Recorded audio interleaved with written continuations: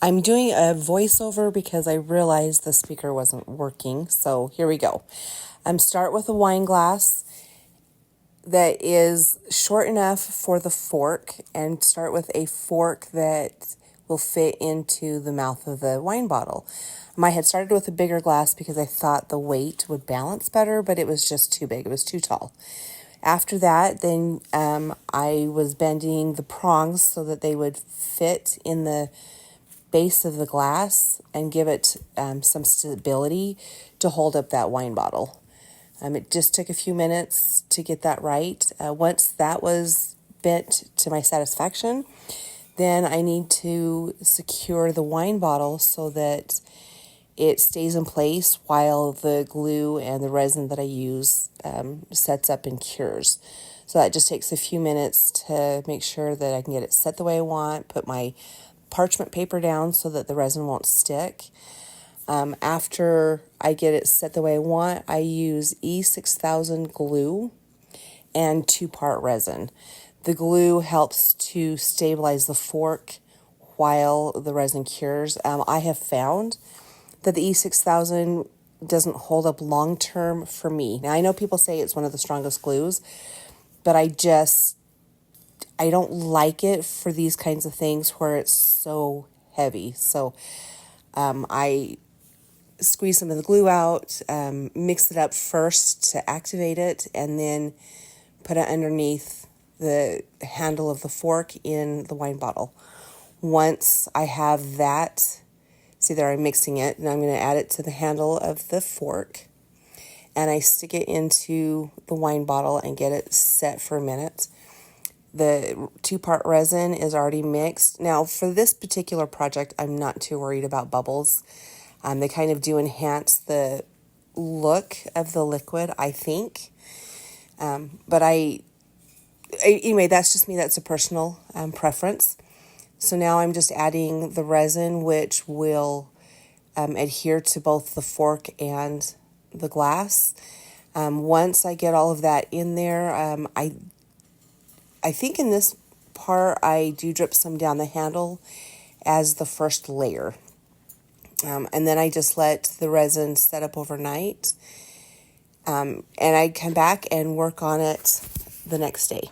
Okay, next day we're going to add color to the resin. I went with a gold because a blue bottle, I know that the wine that was in it was clear or a white wine, but we need to cover the fork. So the closest thing I could think of was to use a gold mica powder.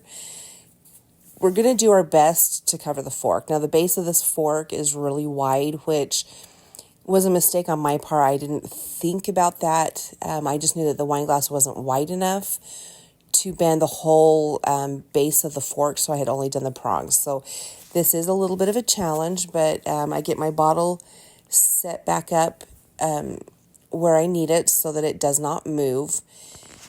I let the resin sit for a minute to thicken, because the thicker it is, the better it is to stay on the fork. I mean, it is a liquid. It takes a long time to set up. So I just start doing coats of it. I let it drip onto the parchment paper, which it's not going to stick to. And I just do my very best to coat and cover the fork. Now, as you'll see through this video, that takes several coats. But right now we're just adding the gold, putting it on the back of the fork as best as I can, on the front of the fork, just to get it as covered as I possibly can. We're going to speed this part up because you don't need to watch me take 5 minutes to cover the fork. When I am done with covering the fork as best as I can, then I take the rest of the resin and I pour it into the base of the wine cup that I'm going to use. I do let this particular layer set up pretty good before I go any farther with it, so it doesn't do any harm to pour the rest in and just let it sit. As you'll see here, as the resin, is starting to thicken, I am scooping it up and putting it back on the fork. I probably should have let it sit longer so that it didn't drip and pool as much, but I'm impatient. So now I'm having to scoop and put it back up on the fork as best as I can. Okay, here it is the next day. The resin is set. I suspended the bottle up over the wine glass, made sure that the fork was laying as flat as possible. Now I am covering the fork with hot glue. This will give a look of liquid flowing. It'll give a place for both UV resin and two-part resin to adhere to a little bit better. Once I get this glue on there, I will go over it with mica powder to cover the color or the clear hot glue. And after I'm done with that, then I do cover it with mica powder and UV resin to make sure that it's nice and set up. I am just making sure I get all sides covered with the glue, pull off all those irritating stringy parts of the hot glue. You know how it gets super stringy. Anyway, I clean that up, make sure all the sides are covered with the hot glue so that I get the nicest cover possible. Now time to cover all of that hot glue. Like I said before, I'm going to use gold mica powder, and I'm just going to cover all of the hot glue, make sure that none of the fork is showing. I know you have to trust the process. I know right now it looks horrible, but I promise it's going to look better. So we just take the mica powder, make sure that all of the glue is completely covered so that it looks like wine is flowing out of the glass.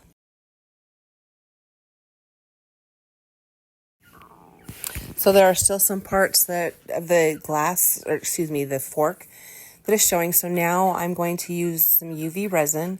I squeeze it into a cup, add some of the mica powder, and then I just start brushing that on and hitting it with the UV light just to make sure that all of those crevices are covered, make sure that the silver of the fork doesn't show through. So this takes a few minutes to make sure all of the pieces are covered. Once I get all of the UV resin on there and set up for a couple of minutes, I stick it in my window. I don't have a strong enough light to fully cure the UV resin in just a couple of minutes, so it goes in my window. Or in this case, I guess I don't move it into the window, but I do turn it so that the sunlight does hit it for a couple hours a day and let that completely cure before I go on to the next step.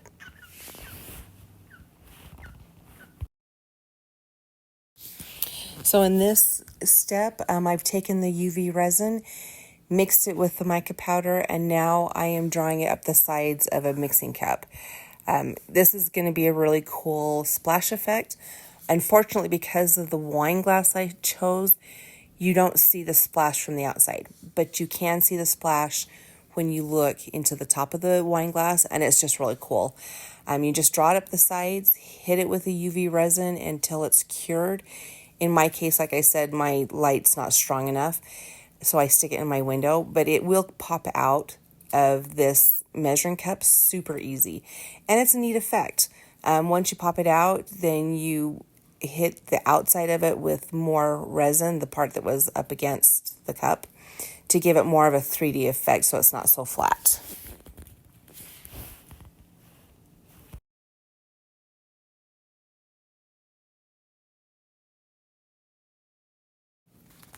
So now I've popped it out of the glass. I'm taking some more of the UV resin. See, I covered the cup with tape so it wouldn't set up on me.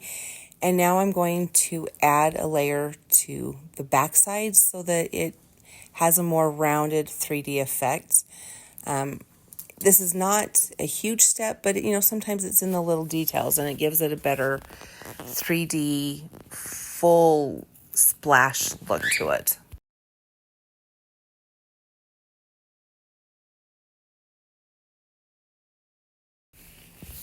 So now I've taken the splash. It's fully cured. I will cut that up and put it in the glass. The wine glass is now filled with a little bit more two-part resin that has started to set up. So now I'm going to take some Vaseline and make a well in the resin. It takes a while for the resin to set up and quit flattening out. But once the well is set, which I will show that here in a second, it's just an indent where the liquid has hit the bottom of the glass. And then I assemble it. Now, I didn't show this part, but I do. It's still really top heavy. So once it's all cured, I secure it to a glass plate so that it's fully suspended on its own. It doesn't tip over very easy.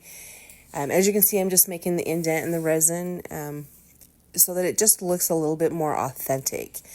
And that's it. That's what I did. I do secure or add, I add the splash to it, which I also neglected to show. But there's the well where it looks like the liquid has hit the bottom of the glass. And I do cover the fork a little bit better. But there you have it. I hope that helps.